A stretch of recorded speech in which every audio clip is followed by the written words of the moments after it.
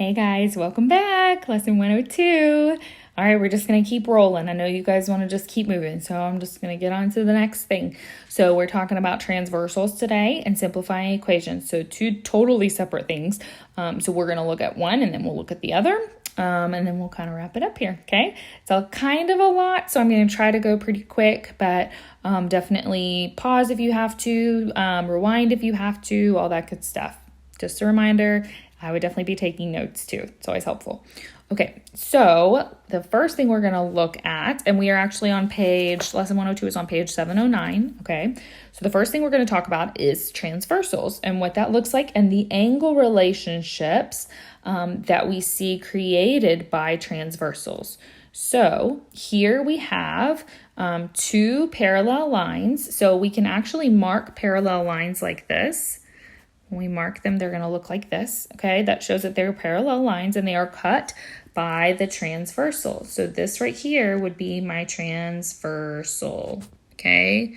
A transversal is just that intersects more than one other line, creating these angle relationships that you see here, okay? So we've got two separate groups of angle relationships. We've got this top group right here, which is 1, 2, 3, 4. We've got that group of angle relationships, and then we've got this bottom group, 5, 6, 7, 8. Okay, those are two separate groups of angle relationships. So what we are going to do is we're going to explore a little bit about how these angles are actually related to each other, and how we can find any of the missing angles if we know any of them. Okay, so in example 1, it tells us that we know that angle A is 105 degrees, okay? So I'm going to assign that value, or sorry, not angle A, angle 1. I labeled them as numbers. So angle 1 is 105 degrees. So I'm going to assign that value. Let me just assign that real quick. So 105 degrees. Unfortunately, there's not a little degree symbol on here for me to use. Let me see if there's anything I can just like kind of pretend like it's a degree symbol instead. It kind of looks, we'll go with it. Pretend that's a degree symbol. Okay, so this is 105 degrees right here, okay? So if that angle is 105 degrees, then we want to figure out what all the other angles around it are. Well, you might remember that we know that this angle and this angle have what's called a vertical angle relationship, okay? So vertical angles are opposite angles that are congruent to each other. So they are just opposite angles at the intersection of two angles. So they are, like I said, congruent. So if one is 105, the other one also has to be 105, okay? So then if these are both 105, let's think about what's being made when I put this angle, this 105 together with this angle over here. Well, if I join them, I can see that that makes a straight line, and it also looks like a semicircle, which we know a straight line and or a semicircle have the same measurement, which is 180 degrees. So if they have a total of 180 and I know one of them is 105, all I have to do is subtract. And I will get, I'm going to borrow here. So that's going to be a 7 and a 10 and a 5 and a 7. So that's going to tell me that this angle right here is going to be 75 degrees. Now, if that angle is 75 degrees, then vertical angles, this guy over here also has to be 75 degrees. Okay? Now, here's the beauty of these transversal relationships with these angles, because this whole set up top that we just found all the angle measurements for, they are going to be exactly the same on the bottom. So literally all these angle measurements on the bottom are going to match that. So if this angle right here is 105, then this one right here is going to be 105. And then same thing, 75, 105, 75. Okay, so now I'm going to clear this out and just bring this exact same thing back from scratch so we can talk about a different set of angle relationships real quick. So we're going to clear this out. We're going to open it back up. All right, so let's look at this one more time. So we've got 3 main groups of angles that I want to talk to you about, okay? The first is called corresponding angles. Okay, so corresponding angles, let's just put that right there. Corresponding angles, and let me get, okay, what kind of color? Okay. Corresponding angles are in the same position in each group. So like 1 is in the top left of that top group, 5 is the top left of the bottom group. So that is how we identify corresponding angles. And corresponding angles are always congruent. So if this transversal is cutting through parallel lines, which it is, then 1 and 5 are always going to match. They are always going to be the same because they are corresponding. Another example would be 4 and 8 or 2 and 6 and so on. Okay, the next group we want to talk about is called alternate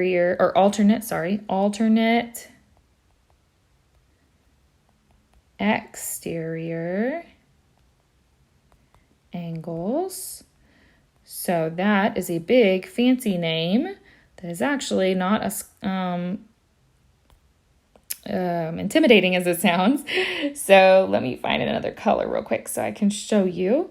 Alternate, if we break down the meaning here, okay, alternate means opposite sides of the transversal. So like one's going to be on the left of the transversal, one's going to be on the right.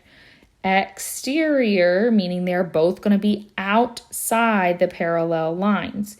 Okay, so that automatically eliminates 3, 4, 5, and 6 here.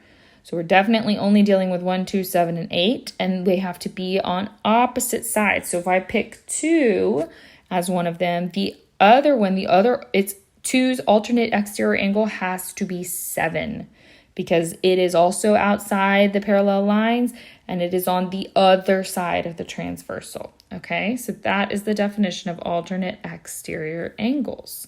Look at it for a second and see if you can identify another pair of alternate exterior angles. If you said 1 and 8, you are correct. Good job. All right, let's look at one more relationship here. So the last relationship we're going to talk about is alternate interior angles. It's making up words for me. Just a minute. Alternate interior angles. Okay, so that you might notice sounds very similar to alternate exterior angles. Good observation. So it is very similar, so it's still alternate. So we're still talking opposite sides of the transversal, but now it says interior. So now we're talking inside the parallel line. So this time we're only looking at 3, 4, 5, and 6, not looking at 1, 2, 7, and 8. So they have to be alternate. So if I pick 3 for one of them, the other one has to be 6. So look at that for a second and see if you see another pair of alternate interior angles. If you said 4 and 5, you're correct. Good job. All right, moving on. So now let's look at simplifying equations. That's it for these angle relationships. So let's push forward. So the next little section of this lesson is something completely different. But basically it's just talking about combining like terms. So let me get that one open real quick. Here we go. Okay. So for combining like terms, we're looking always look on either side of the equation first for any like terms that are on the same side. So always look to the same, I'm going to say same side first, okay? Always try that first before you start moving things. So if I look on the left, I see I have a 3x and a negative x that could be combined. Now remember, negative x doesn't have a number in front, but if it doesn't have a number in front, I can always put a 1 there, okay? So positive 3 and negative 1, different signs. So we subtract and take the sign of the bigger number. So that's going to give me a positive 2x, and then I still have my plus 5, okay? Now over here on the right, if I have any like terms, I want to combine those as well. Well, I see I've got a positive 1x and a negative 1x. When I put positive 1 and negative 1 together, those cancel each other out. It becomes 0. So those are gone now. So it's just 2x plus 5 equals 17. which is awesome because that's a lot easier to solve than what we started with. Now all we did was combine like terms, and now here we are, easy. This is something you know from this point on. This is just basic solving a two-step equation.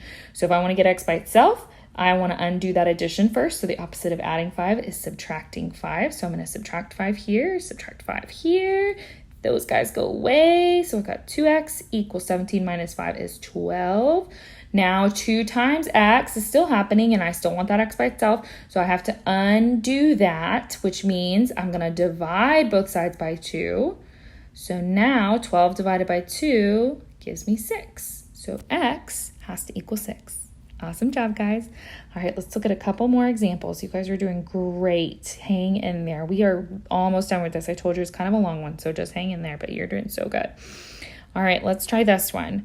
So another one where we've got more than one x, so we know we're going to need to combine like terms. Now this time, notice there are no like terms on the same side. So last time I told you start on the same side if you can. Well, when I look on the left, I don't see any like terms to combine. When I look on the right, I don't see any like terms to combine. But I do see that both sides have an x term. So before I start moving things around, I am going to move something around for this, but before I start doing my normal solving process, I need to get those x's together, okay? So now if there's 5x on the left and 2x on the right, I always say in a fight, the little guy's going to lose. Not necessarily, but that's just a little tool to help you remember this. So we're going to take the little one away. So we're going to subtract 2x from that side, which would cancel it. But remember, what you do to one side, you must always do to the other. So if I subtract 2x over there, I have to subtract 2x over here.